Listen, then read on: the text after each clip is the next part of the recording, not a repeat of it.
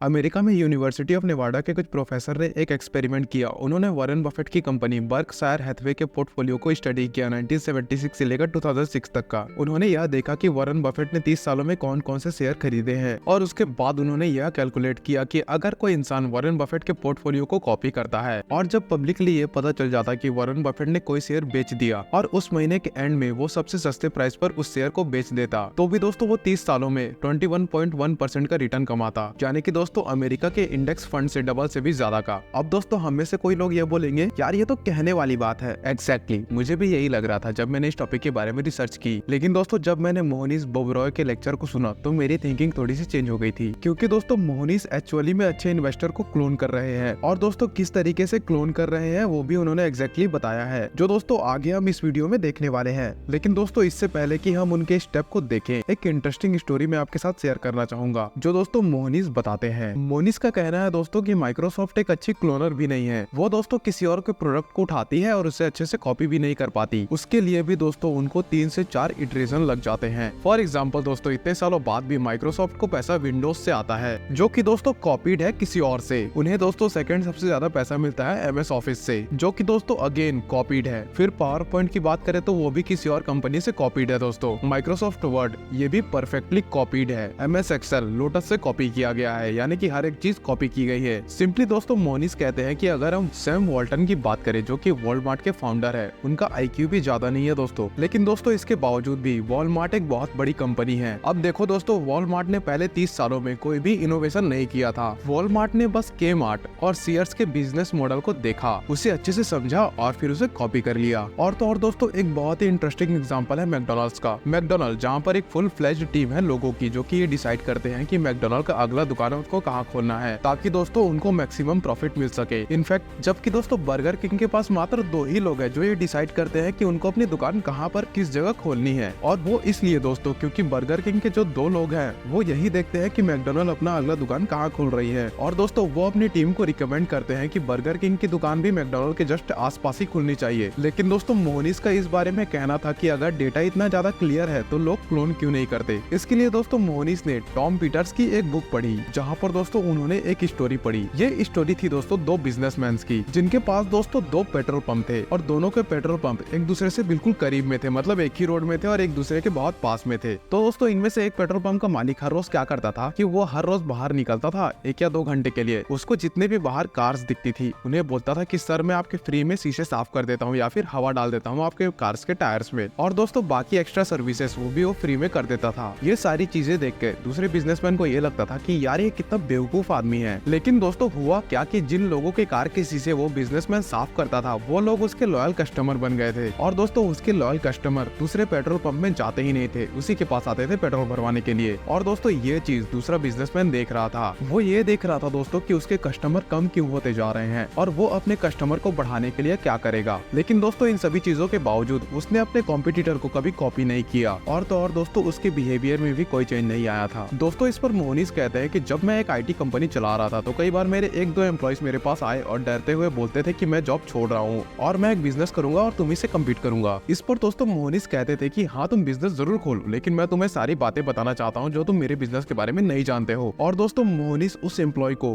पूरा business detail में समझाते थे, और दोस्तों उनका वो एम्प्लॉय उन्हें कभी कॉपी नहीं करता था। और दोस्तों ये सब सिर्फ एक ही चीज की वजह से होती है। एक्चुअली दोस्तों कोई भी इंटेलेक्चुअल चीज हम कॉपी करने से हम लोग बुरा मानते हैं, क्योंकि हमें लगता है कि अगर लोगों को ये पता चला कि मैं किसी को कॉपी करता हूँ तो वो मुझे चीटर समझेंगे। जैसे कि दोस्तों इंस्टाग्राम में हम एक दूसरे को कॉपी ही करते रहते हैं। इन सभी चीजों के बाद मोहनीश को लगा कि लोग एक दूसरे को कॉपी भले ही ना करे, लेकिन मैं वॉरेन बफेट को जरूर कॉपी करूंगा। फॉर एग्जांपल दोस्तों वॉरेन बफेट ने 1956 से 1970 तक एक इन्वेस्टमेंट पार्टनरशिप फर्म खोली जो कि दोस्तों बहुत ही ज्यादा सक्सेसफुल थी, जिसमें होता यह था दोस्तों कि आज की तरह उस वक्त भी सारे म्यूचुअल फंड किसी के पैसे को मैनेज करने के लिए पैसे लेते थे, लेकिन दोस्तों वॉरेन बफेट किसी के पैसे को मैनेज करने के लिए कोई भी फीस चार्ज नहीं करते थे। वो तभी किसी से पैसे लेते जब उनका फंड प्रॉफिटेबल रहेगा। दोस्तों इन सब चीजों के 30 साल बाद यानी कि 1999 में मोहनीश ने एग्जैक्टली सेम तरीके की एक इन्वेस्टमेंट पार्टनरशिप खोली। मोहनीश ने दोस्तों रॉजर लॉयनस्टाइन की एक बुक उठाई जिसमें सारे इंस्ट्रक्शन दिए हुए थे, और दोस्तों इन इंस्ट्रक्शंस को वो अपने लॉयर के पास लेके गए जो दोस्तों उन्हें पार्टनरशिप फर्म खोलने के लिए हेल्प कर रहा था। तो दोस्तों मोहनीश ने अपने लॉयर से कहा कि तुम ज्यादा दिमाग मत लगाओ, इसमें जो भी इंस्ट्रक्शन है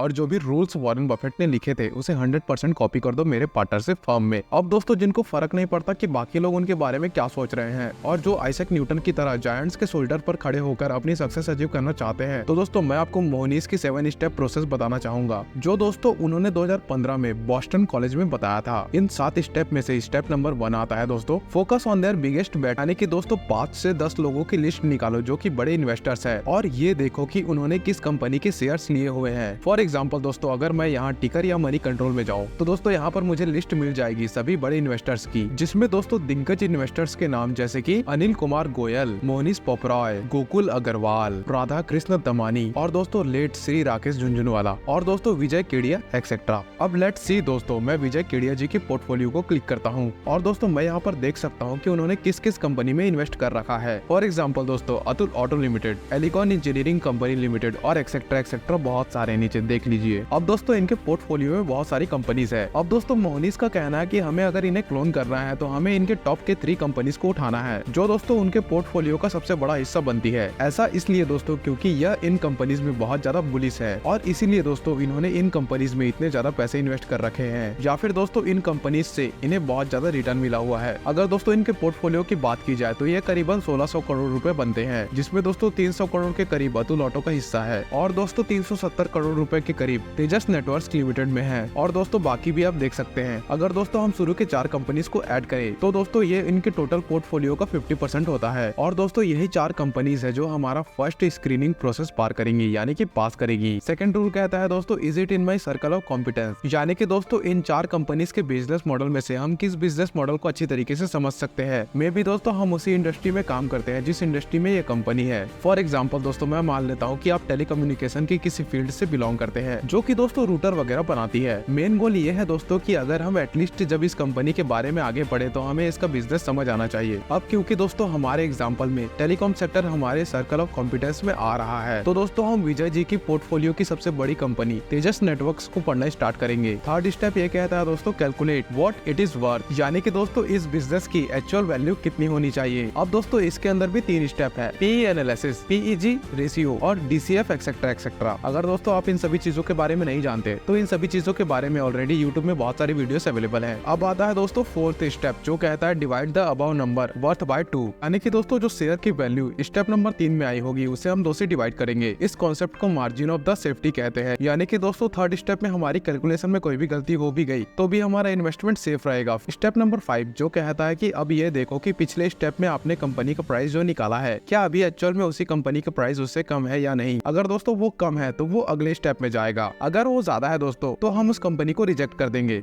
फॉर एग्जाम्पल दोस्तों अगर हम तेजस नेटवर्क की बात करें तो लेट्स सी आपके अकॉर्डिंग इस कंपनी की प्राइस 1200 होनी चाहिए। अब आपको इसके 2 से डिवाइड करना है तो वो आएगा 600 पर शेयर। फिर दोस्तों हम इसकी करंट वैल्यू देखते हैं जो कि करीबन दोस्तों वीडियो बनाते समय 1100 के आसपास थी। अब क्योंकि दोस्तों ये 1100 वाला अमाउंट 600 से ज्यादा है तो दोस्तों अभी फॉर द टाइम हम इस कंपनी को रिजेक्ट कर देंगे। देखो दोस्तों हमारा गोल यहाँ पर यह है कि हम जितने भी कंपनीज को स्टडी कर रहे हैं हमको ये रीजन जानना चाहिए कि किसकी वजह से हम उस कंपनी को रिजेक्ट कर रहे हैं, ताकि दोस्तों हमारे पैसे बर्बाद ना हो। और जब हम 100-200 कंपनी देख लेंगे इस तरीके से तो शायद हमें 1 या 2 कंपनी मिल जाएंगी। और दोस्तों इसके बाद हमें स्टेप 6 और स्टेप 7 करना होगा। और स्टेप 6 कहता है दोस्तों रीड अबाउट द बिजनेस और स्टेप 7 कहता है टेक द डिसीजन। अब दोस्तों इस पर मोहनीश कहते हैं कि मुझे इस तरीके से जो कंपनी मिलती है वो मैं अपने दोस्त गाय स्पियर को भी बता देता हूँ और फिर दोस्तों हम दोनों के दोनों उन कंपनीज को अलग अलग तरीके से एनालाइज करते हैं कि ये कंपनी फ्यूचर में ग्रो करेगी या फिर नहीं। और अगर हम दोनों के दोनों इस कंक्लूजन पर आते हैं कि फ्यूचर में ये कंपनी ग्रो करेगी तो हम फाइनली उस कंपनी पर पैसे इन्वेस्ट करते हैं।